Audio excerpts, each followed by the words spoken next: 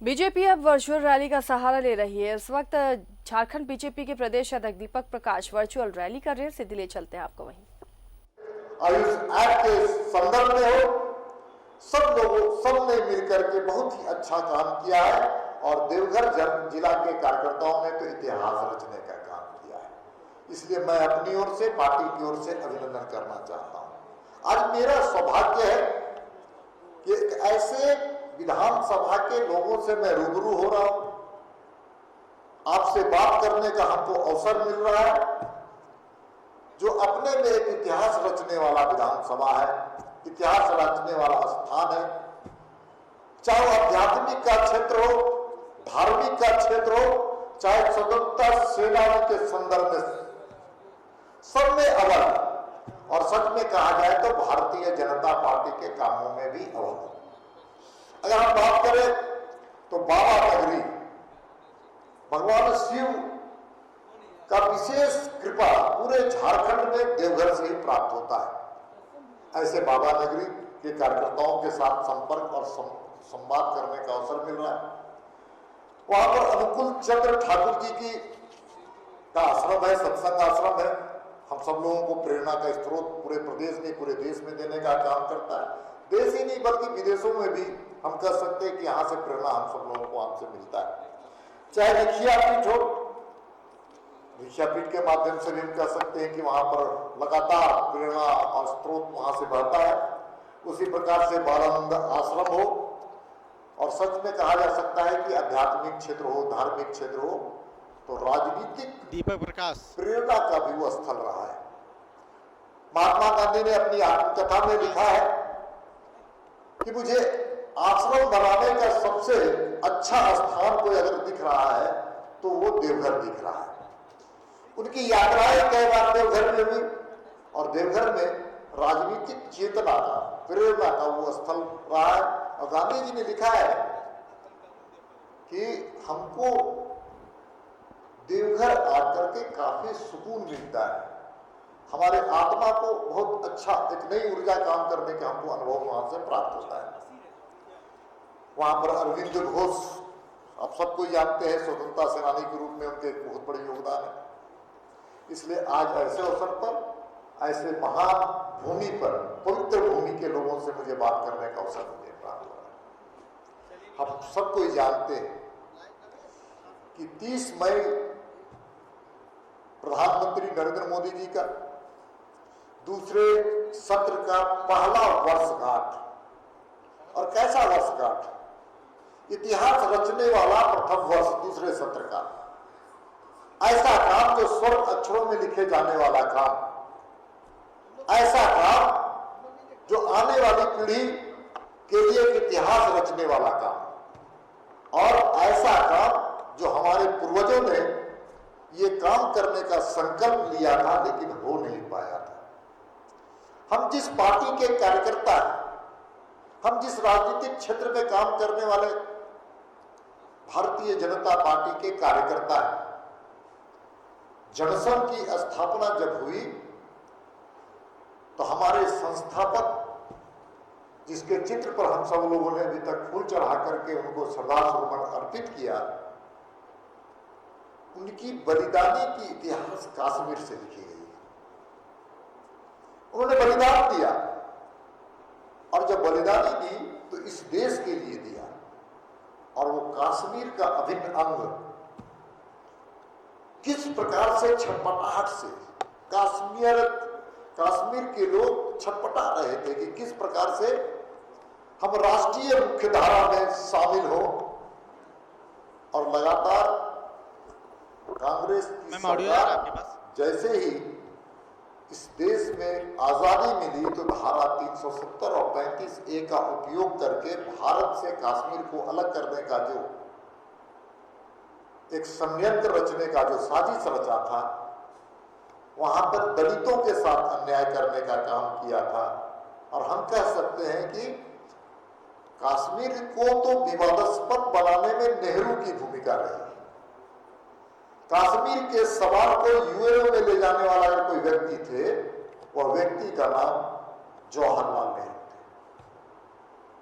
इसलिए भारतीय जनता पार्टी तो की मान्यता थी, जनसंघ की मान्यता है कि जो कश्मीर है वो तो भारत का अभिन्न अंग है, भारत की आत्मा है, भारत का सिरमौर है। तो दूसरे तरफ पीओके पाकिस्तान ऑक्युपाई कश्मीर भी भारत का अंग है। इसलिए मित्रों, हम कह सकते हैं कि मोदी जी की सरकार ने धारा 370 और 35A को खत्म करने का काम किया। वहां के दलित छटपटाहट में थे, वहां के दलितों को नौकरी नहीं मिलती थी क्योंकि सिटीजनशिप नहीं था, और इस प्रकार से वहां पर दलित विरोधी जो कानून था, देश विरोधी कानून था, उसको खत्म करने का प्रयास किया। और हम कह सकते हैं कि भारत के इतिहास में एक ऐसा कानून ला करके धारा 370 और 35A को खत्म करने का जो काम किया, उसकी देश की जनता ने सराहना करने का काम किया। आप जानते हैं कि अखिलियत समाज में तुष्टीकरण की नीति कांग्रेस की देन है।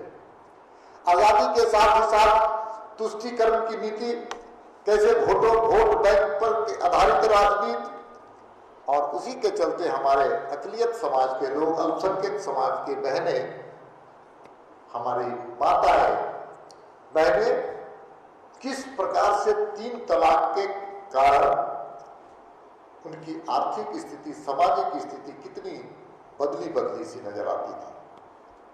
समाज में उनको जिस ढंग से देखा जाता था वो बहुत ही दर्दनाक चीजें थी। भारतीय जनता पार्टी ने महिला सशक्तिकरण के लिए, देश की महिलाओं को ताकत मिले आर्थिक, सामाजिक और राजनीतिक, इस दृष्टिकोण से कह सकते हैं कि उन्होंने, प्रधानमंत्री नरेंद्र मोदी ने 3 तलाक को खत्म करने का काम किया, जिसकी सराहना केवल भारतीय जनता पार्टी नहीं बल्कि समाज के सभी अंगों ने करने का काम किया। आप याद कीजिए, स्मरण कीजिए कि किस प्रकार से अयोध्या का आंदोलन, सदियों से चला रहा आंदोलन, हमारे पूर्वजों के द्वारा चलाया जा रहा आंदोलन, कि जहां पर राम का जन्म हुआ है वहां पर भव्य मंदिर बनना चाहिए। कितने लोगों ने बलिदानी देने का काम किया, वहां पर भव्य मंदिर बने। ये भारत की जनता की आकांक्षा थी, अभिलाषा थी। उसको खत्म करने, उस अभिलाषा को विलंब करने का काम कांग्रेस की सरकार करती रही। कांग्रेस के कई ऐसे नेता जो सुप्रीम कोर्ट में जाकर के ये मामला लंबित कैसे हो, इसका लगातार प्रयास करते रहे। मित्रों, भारतीय जनता पार्टी की सरकार, नरेंद्र मोदी जी की सरकार ने भव्य राम मंदिर बने, इसके लिए मार्ग प्रशस्त करने का काम किया है। और ये कोई साधारण काम नहीं। आने वाले समय में एक ऐसा राम मंदिर बनेगा जिस पर दुनिया के सभी लोग उस पर नाच करेंगे। जो मर्यादा पुरुषोत्तम राम को मानते हैं सब लोग नाच करेंगे। इसलिए मेरे दोस्तों, केवल उतना ही नहीं, आप याद कीजिए, स्मरण कीजिए कि किस प्रकार से लद्दाख के लोगों की अभिलाषा थी, लद्दाख के लोगों की अभिलाषा थी कि किस प्रकार से हमको एक केंद्र शासित राज्य मिले। प्रधानमंत्री ने एक ऐसा काम किया कि वहां पर केंद्र शासित राज्य भी लद्दाख को मिला।